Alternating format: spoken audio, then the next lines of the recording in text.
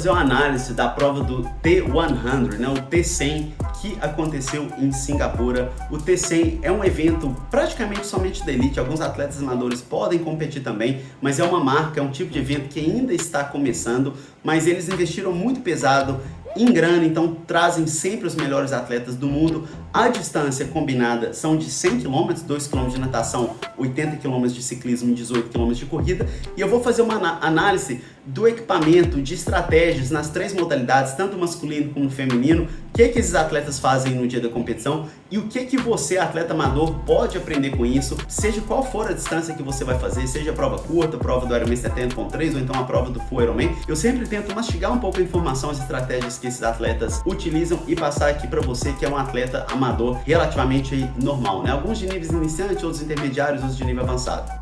Esse vídeo é um oferecimento dos programas Iron Guides por evento. São específicos para todas as distâncias do triatlon e da corrida de rua em 3 níveis, iniciante, intermediário e avançado. O acesso é via aplicativo, onde seus treinos estão detalhados em um calendário. Você tem acesso à caixa de mensagem com o treinador, pode exportar treino para o Garmin, demais smartwatches e rolos interativos. Você tem acesso a documentos na biblioteca e métricas de treino no longo prazo para monitorar seu progresso. O valor é a partir de R$ 22,00 semanais, mais informações com vídeo explicativo pelo site ironguides.com.br.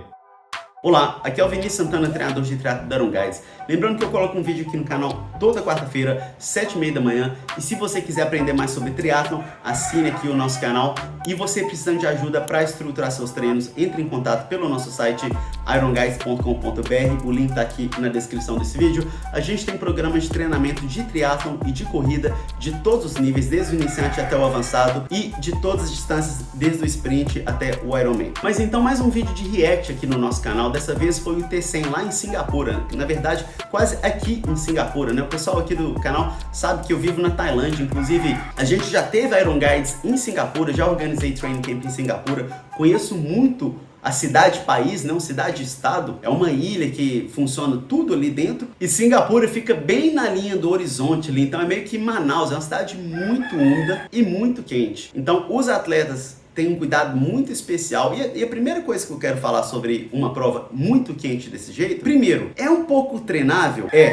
Mas você treina mais a parte mental do que a parte fisiológica. Você se acostuma um pouco a ficar sofrendo com aquele calor, chega no dia da prova, você já está acostumado ali, tá muito quente, tô sofrendo demais, mas eu já fiz isso aqui muito em treino, já fiz seja na sauna, pedalar em um lugar no rolo, sem ventilador. A parte fisiológica você consegue adaptar um pouco sim, mas também ela é muito genética, então a gente inclusive teve na prova feminina, a atual campeã mundial do Ironman 70.3 americana, Taylor Knibb, ela não quis participar, um pouco por questão da viagem, uma viagem muito desgastante ali para a Ásia dos Estados Unidos, mas também que ela é uma atleta que não se dá tão bem no calor assim. Essa prova teve a campeã olímpica de Tóquio, que não se dá muito bem no calor também, abandonou a prova. Então tem muitos atletas que simplesmente não respondem no calor. Mas a gente não tem tanta opção de prova, então se por acaso você for competir uma prova quente, tem algumas dicas que esses atletas vão fazer aqui que você pode utilizar também. Eu quero que você acompanhe a segunda atleta que a gente vê na tela, é a Lucy Charles, que já foi campeã mundial de Ironman e é uma das melhores nadadoras do triatlon.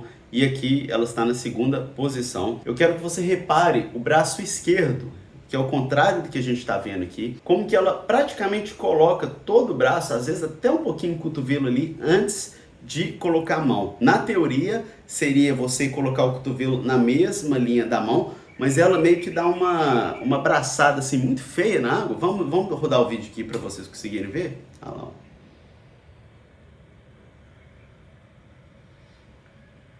Então, assim, a mensagem aqui é que a Lucy Charles, vamos comparar ela com a primeira colocada, que já tem um nado muito mais suave.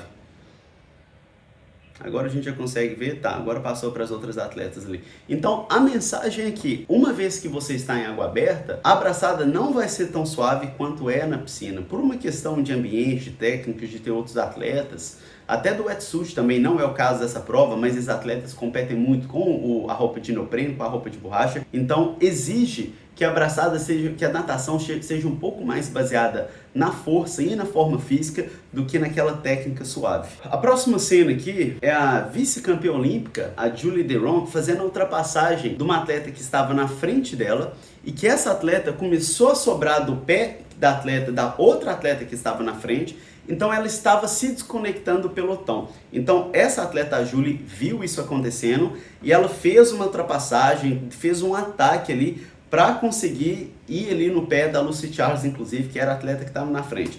Então eu vou soltar, a gente vai conseguir ver uma forma muito nítida. Inclusive, tinha uma atleta também atrás da Julie que veio junto também nesse ataque. Provavelmente também deve ter percebido que o ritmo aumentou e já fez, inclusive, a ultrapassagem. Você já vê que ela colocou de lado ali e passou relativamente bem fácil. A atleta, inclusive, deu uma quebrada ali no final, essa que foi ultrapassada, sai um pouco para trás. E a gente consegue ver no cantinho esquerdo da tela ali que a outra atleta também está já vindo acompanhando, fazendo essa ultrapassagem. E a Julie vai entrar ali no pé da Lucy e nadar na esteira da Lucy até o final da natação. Então isso é muito importante uma vez que você esteja em um grupo, é claro que um dos benefícios, uma das vantagens é você simplesmente conseguir ficar mais relaxado de forma mental. Vou focar aqui somente em quem está na minha frente, mas vale também, fica de olho ali para ver o que está acontecendo ao seu redor, se esse atleta está indo para a direção certa, se o atleta estiver num grupo, se por acaso ele está perdendo o grupo ou não, se ele perder o grupo, será que vale a pena você fazer a sua ultrapassagem para tentar conectar, se por acaso o esforço estiver muito fácil? A resposta é sim. Agora vamos fazer a transição. Na transição do feminino, eu quero que vocês prestem atenção, como que primeiro, assim que as atletas já saem ali da água, elas já começam a fazer essa transição, tirando o speed suit. Elas competiram com o speed suit, inclusive todo o material que eu falar aqui nesse vídeo, eu vou deixar o link de compra aqui na descrição do vídeo, mas todas nadam com speed suit. E nessa corrida para o bicicletário, elas já vão tirando ali pelo menos a parte de cima do speed suit e deixam na altura da cintura ali o mais baixo possível, sem que atrapalhem na corrida, para chegar na hora da transição, na hora da bicicleta, você simplesmente empurra ele, termine de tirar, e à medida que você vai soltando com as pernas, tirando o speed suit com as pernas, já vai colocando o capacete. Eu vou mostrar isso tudo aqui nesse vídeo. Então aí as atletas estão saindo, elas já estão mexendo ali atrás, tirando o zíper, né, abrindo o zíper. Você vê que a Lucy de azul, que está em segundo aí, já está desenrolando o speed suit. A vice-campeã olímpica conseguiu ultrapassar ela nessa corrida, também está fazendo uma transição muito boa, tem mais experiência com prova curta, né? Então tem uma transição melhor. E agora vamos acompanhar aí o processo da atleta tirando o speed suit ao mesmo tempo que ela coloca o capacete. Veja a atleta de vermelho ali, ó, tá ali tirando com as pernas e ao mesmo tempo já vai colocando o capacete e depois joga o speed suit dentro da caixa.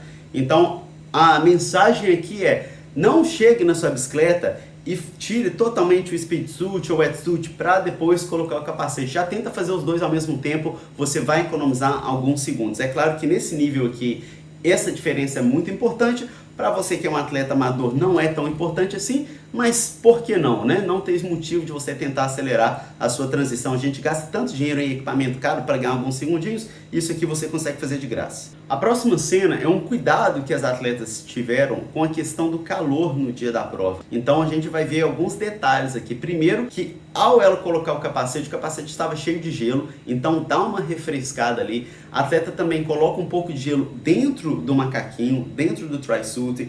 E repara também, tanto a atleta que eu vou mostrar aqui no vídeo, ela não usa a viseira do capacete aerodinâmico, ela tem o capacete aerodinâmico, mas sem a viseira, para dar um pouco de vento ali dentro, no rosto dela. E a outra atleta que vai vir logo atrás, que inclusive foi campeã olímpica em Tóquio nas Olimpíadas passadas, usa um capacete normal com ventilação para evitar de cozinhar demais no calor de Singapura. Então tá vendo, colocando gelo, coloca alguns gelo dentro ali, não sei se foi plástico ou então uma meia, alguma coisa desse tipo. Essa atleta fazendo a mesma coisa e ela saindo para pedalar com o capacete normal. Eu vou só voltar um pouquinho aqui para a gente não perder o capacete sem a viseira. Então repare aí que ela está com óculos normal, né? Que é esse óculos normal com capacete aerodinâmico, mas sem viseira. Então a gente viu os dois estilos de capacete, com sem viseira, mas tem muita gente que ganhou também, inclusive acredito que a atleta que ganhou usou a viseira sim. A próxima cena, inclusive, foi a atleta que eventualmente venceu a prova. Eles estão pedalando em uma ponte em Singapura, inclusive é um percurso que também a gente pode fazer bastante associação com o percurso do Ironman Brasil, com o percurso do 70.3 de Brasília, acredito eu, que tem algumas pontes, apesar do local ser plano, mas tem algumas pontes. E repare que o atleta vai sair ali do selim e vai pedalar em pé. Eu sempre recomendo isso nessa situação. Primeiro, que é uma oportunidade de você dar um pouco de uma alongada ali nas suas costas, mudar um pouco a posição, descansar um pouco daquela posição de ficar ali contra relógio abaixado. E é uma posição que você tem muita potência também e você não perde em relação à aerodinâmica, porque a velocidade na subida é muito baixa. A sua penalidade aerodinâmica é muito baixa. Vamos soltar pra gente reparar aqui que eu tô falando. Aí ela já saiu, segurou no base bar e vai pedalar em pé ali, faz aquela sambadinha, aquela dançadinha em cima da bike. Foi só um pouquinho, bebeu uma aguinha. Inclusive eu acredito que ela vai pedalar em pé de novo na hora de terminar de beber essa água. Pedalou em pé mais um pouquinho. Deu uma descansada. Já a atleta que a gente viu descendo ali no outro lado, reparem só, já vem no clipe no aerobar, porque está numa velocidade muito alta de descida, então você quer ficar o mais aerodinâmico possível. Inclusive é uma coisa para a gente comentar também, o fato que ela está bebendo bastante água, fazendo a hidratação, talvez até a nutrição com o meu gel na subida, justamente primeiro que a velocidade é menor, então você tem menos arrasto aerodinâmico, é uma boa hora de você levantar, expor seu peito ali, tiver que fazer. E segundo que é mais fácil também, né? Porque deve estar pedalando ali a 15, 20 km por hora, ao invés de estar pedalando a 40, então menos chance de você perder aí a sua nutrição. E para finalizar a análise da prova feminina, a gente está vendo a Kate Vogt, que ganhou a prova no feminino, correndo com uma garrafa relativamente grande, quase que uma garrafa PET ali. Então eu vou soltar e a mensagem aqui é, se um atleta desse nível numa prova quente se dá ao luxo de carregar esse peso extra aí que muita gente acha, né? Por que não você, que é um atleta amador, vai ficar exposto até por mais tempo a uma prova quente, também não vai carregar uma hidratação, uma nutrição um pouco mais pesada com você. Inclusive, a gente tem casos aí do Lionel Sanders, com os atletas de altíssimo nível, competirem com aquela pochetezinha que você consegue levar uma garrafinha, né? Inclusive, eu já fiz isso numa prova da distância Ironman em Fortaleza, que Fortaleza o pessoal sabe que é uma sauna, né? Então foi o mesmo motivo, eu queria ter certeza que eu tinha acesso ali a minha hidratação sempre que eu quisesse. Bom, passando agora para a prova masculina, o primeiro ponto é a questão da largada. É uma prova que demora ali um pouco mais de 3 horas, a natação tem 2.000 metros, e eu quero que vocês reparem que absolutamente nenhum dos atletas vai fazer o start ali no relógio. Então eles já vão, a grande maioria, inclusive é difícil de ver, parece que tem um atleta que tem um relógio ali no pulso, mas me parece que nenhum deles está com o relógio. Então eu vou soltar o vídeo, reparem só que o pessoal já vai pulo da vez, ninguém fica parado ali apertando o botão de start numa prova desse nível. Então, e o porquê que isso acontece? Porque primeiro que a natação tem peso estratégico muito importante na prova dos profissionais, principalmente a largada, porque é onde que se definem os grupos que você vai pertencer durante a natação. Tem até um pouquinho também de arrasto hidrodinâmico, né? Para criar um pouco mais de barreira ali na hora que você está deslizando na água com o seu relógio. E também a questão do tempo é que, assim, primeiro que para esses atletas não interessam muito se eles vão nadar ali para 24, 25, 26 minutos. Talvez você que, eu quero melhorar meu tempo, você treinou mais. Mas um outro ponto também que você tem que entender é que as provas mudam muito de uma prova para outra. Até a mesma prova de ano diferente, de um ano para o outro, vai mudar as condições. Às vezes a boia não vai ficar exatamente ali na distância apropriada, às vezes tem uma corrente, a própria temperatura da água também faz diferença. Então a natação é meio que relevante, o tempo da natação é meio que relevante. Então é uma lição que eu gosto de passar para os meus atletas, essa questão de não se preocupar muito com o seu tempo na natação de um triatlon. Nessa própria cena a gente vai ver os atletas do segundo grupo, vários deles, talvez eu acho que tem 2 ou 3 ali, não estão com a touca de natação, e a gente vai conseguir enxergar um que parece que está com a touca só no coquinho aqui, só bem no finalzinho da cabeça. Então, por que que isso acontece? O que que acontece na situação? Por ser uma prova quente, a água está quente, esses atletas, entre aspas, perdem essa touca de propósito. Então alguns deles só nadam com a touca assim porque eles sabem que na hora do pulo, então alguma hora durante a natação, a touca vai sair, dependendo da situação. Uma vez que eles já estiverem bem encaixados no grupo, pode ser que eles até passem a mão rápido ali e terminem de arrancar a touca. E eles fazem isso justamente para esfriar o corpo, né? Ou para evitar de superaquecer demais. Então, vou soltar o vídeo. O segundo atleta aqui, vou até parar o vídeo. Olha isso aqui que ele fez. Praticamente não está usando uma touca aqui, mas deixou ela ali. Nesse caso aqui eu nem sei, vai ver que ele deixou a touca presa debaixo do óculos, né? Eu não sei as regras do profissional nessa prova, se eles são penalizados. Eu acredito que não, mas ao mesmo tempo eu fico meio que pensando que teria mais atletas fazendo isso. Ou então vai ver o pessoal na hora do simpósio, fala ali para os pessoal, ó, vamos evitar de perder a touca ali de propósito, porque facilita, né? Os principais profissionais têm toucas de cores diferentes para auxiliar na hora do comentarista, né? Ver quem está em certas posições. Vamos soltar o vídeo então? Ó, já mais um atleta sem touca, um outro sem touca saindo ali atrás. Touquinha vermelha, touquinha azul, touquinha branca, então diferentes toucas para diferentes atletas. Na próxima tela a gente vai ver a bicicleta aí do Hayden Wilde, que foi o vice-campeão, tanto mundial da distância Ironman 70.3, quanto vice-campeão olímpico também, e venceu essa prova aqui. O que eu quero comentar, alguns fatos interessantes aqui. Bom, primeiro, ele está com um capacete aéreo com a viseira. Segundo, ele colocou uma luva. Eu não sei a hora que ele colocou essa luva. Inclusive, ele fez um triatlon aqui na Tailândia também de luva. Mas aqui era uma prova muito técnica. Então, eu não sei se é uma questão aerodinâmica. Vai ver, ele testou isso no túnel de vento. Ele achou talvez algum ganho aerodinâmico na luva. Não sei, pode ser.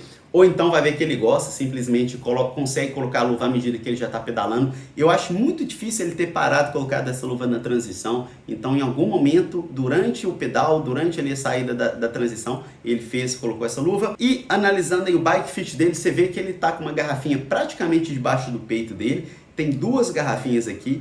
E isso foi provado já com vários testes, tanto em túnel de vento, então teste de velódromo também, que melhora a performance aerodinâmica do atleta. Principalmente quando o atleta consegue fazer essa combinação. Repare que a mão dele está praticamente na altura do rosto, então o vento abre por volta do atleta e o pouco vento que entra entre o rosto e a mão do atleta, ele depois abre também na garrafinha. Então isso evita que ele bata ali no quadril do atleta, que é uma área de resistência muito maior, que é uma área que é praticamente uma parede, né? Então é melhor colocar essa garrafinha para direcionar o vento por volta do atleta do que colocar o vento na direção direta ali do quadril. Inclusive até o suporte traseiro dele aqui também é aerodinâmico. Ele está utilizando material bem padrão aí para uma prova relativamente plana, né? Tem aquelas subidas de ponte e tal, tem uma elevaçãozinha até bastante, mas é em uma cidade plana. Então, utilizando a roda fechada, repare que ele não está correndo de meia, então eu vou falar isso na hora da corrida. O macaquinho com manga e assim, nada muito fora do padrão, a gente não consegue ver mais garrafinhas, a não ser essas duas. E só para falar que o homem também repete o que as mulheres fazem, a gente está vendo um atleta pedalando em pé na tela aí, é o Yeli Gins, que foi o campeão mundial de Ironman 70.3 no ano de 2024. Então ele, é o mesmo motivo, aproveitou ali a subidinha para dar uma mudada na posição que ele pedala, e também usa aquela garrafinha bem alta, né, naquele mesmo motivo. Tem um Serap aí muito parecido, também está sem meia, vamos falar disso na hora da corrida. Eu vou soltar aqui o vídeo então da corrida. A gente está vendo os atletas que eu acredito que chegou ali em terceiro, talvez quarto, talvez quinto. Então os atletas chegaram ali entre os 10, sabem que eles estão fazendo, né? Primeiro, todos eles me parecem estar de meia e eles costumam não pedalar de meia. Então o que acontece aqui? A primeira transição tem um peso estratégico muito importante, principalmente para esses atletas, mas você também que é um amador ou avançado ou intermediário, você não pode ficar muito tempo ali. Visualize que a primeira transição faz parte do tempo da sua natação, porque ela tem um peso estratégico muito, muito alto. Então você fica aí. Pense o quão difícil é melhorar 30 segundos no tempo da sua natação. São 6 meses, dependendo do nível do atleta de treino, às vezes até mais, e você vai ficar parado ali na primeira transição colocando meia. Então eles costumam pedalar sem meia, mas para proteger o pé na hora da corrida, até porque eles estão sempre treinando, sempre competindo, não querem ter uma bolha, nada muito sério, colocam meia na segunda transição. E o segundo ponto que eu vou soltar aqui também é que esses atletas, os dois aqui, estão correndo um já atrás do outro. E quando eles fazem a ultrapassagem do atleta da frente, esse atleta que foi ultrapassado entra também nesse trenzinho, fica ali na fila. E o que acontece? É mais fácil você correr atrás de alguém. Não tanto pela questão aerodinâmica na parte da corrida, tem um pouquinhozinho sim, principalmente na velocidade que esses atletas correm. Mas é mais uma questão mais mental. Primeiro que você não tem que ditar o esforço, você tem que focar somente em eu só preciso ficar aqui. Então, sempre que isso acontecer na sua prova, alguém te passa um pouquinho mais rápido, vai para trás desse atleta e você vai reparar que ficar ali é mais fácil. Inclusive, tente fazer isso também nos seus treinos. Eu passo um treino de pista aqui para os meus atletas na nossa assessoria e eles estão sempre correndo ali em grupinho, em filinha. Então, eu vou soltar aqui o vídeo. Você vê que eles até abrem um pouco ali, né, para a esquerda, para fazer que o atleta tenha um esforço maior e entrar ali atrás. Vou acelerar mais um pouquinho. E ele vendo que já vai ser ultrapassado, já começa ali a mover para atrás do grupo e entra ali no final da filinha, no final do grupo. Então esse foi o vídeo de hoje, pessoal. Se você gostou, por favor, dê uma curtida, comenta aqui qualquer coisa sobre esse react. Até a próxima e bons treinos.